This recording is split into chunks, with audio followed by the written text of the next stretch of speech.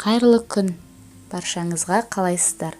Бүгін мен өте тез дайындалатын, бірақ дәмі ерекше яблочный пирогпен бөлісуді жөн көрдім рецептін. Алдымен май мен ұнды қопсытқыш үшеуін араластырып аламыз.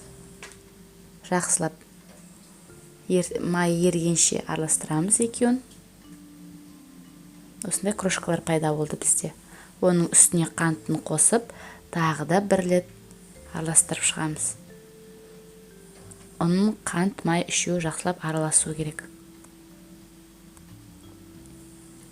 Оның үстіне бір жұмыртқамызды салып, тағы да араластырып,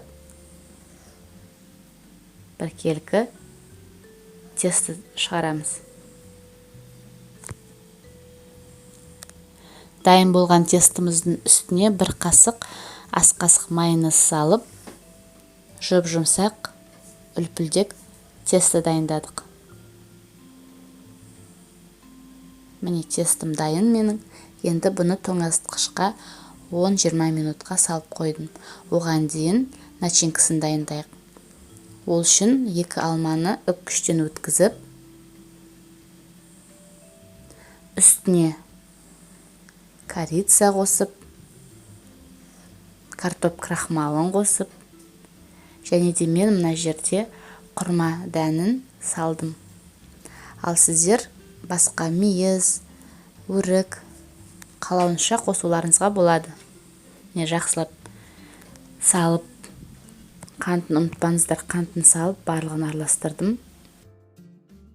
Құрамына қанша зат қалай салатынымыздың барлығын төменде описанияға жазып кетемін. Осылай начинкамды дайындап алдым.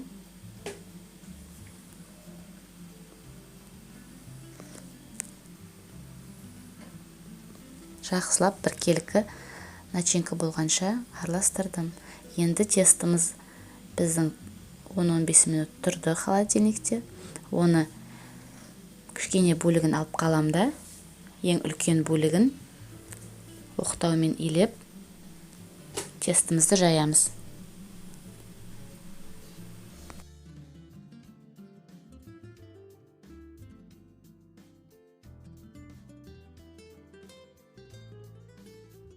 Дайын болған тестімізді пирог формасына салып, пирог пісіретін формаға салып, жақсылап жайып, бортики жасап шығамыз.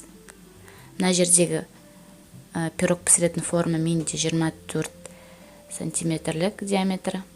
Міне осылай жақсылап бортики жасап, үстіне начинкасын салып, бір келкетіп, жағып шығамыз начинкасын. Өте ерекше болады дәмі. Достар, жасап көріңіздер, кеңес беремін.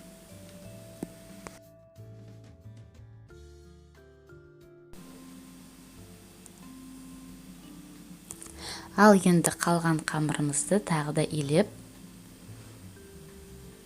дөңгелек формалар кесіп алдым стаканның көмегімен. Бірақ сіздер осылай жайып бетіне жауып тастауға да болады. Бірақ мен әдемілік үшін осылай жасадым.